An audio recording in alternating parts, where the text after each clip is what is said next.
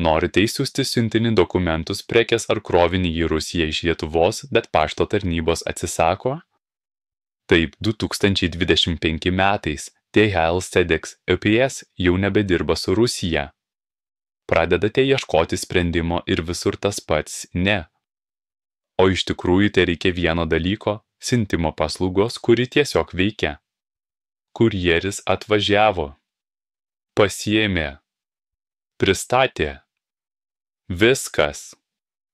Mano vardas Aleksejus Antonovas, esu tarptautinės logistikos įmonės Time Saving Machine įkūrėjas. Siunčiame į Rusiją iš Lietuvos nuo 1 iki 7 dienų. Stabiliai vežame siuntas, dokumentus, krovinius ir prekes net per pandemiją ir sankcijas. Pristatymas nuo durų iki durų su kurjeriu. Mes už jį sutvarkome visus muitinės dokumentus.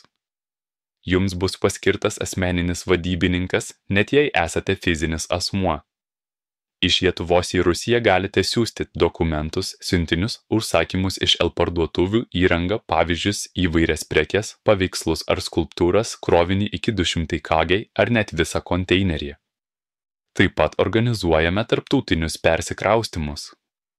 Pristatome greitai, skaidriai ir su sekimu.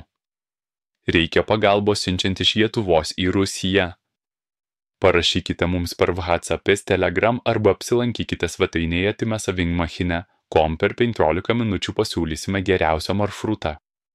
Įsisaugokite šį video, gali praversti.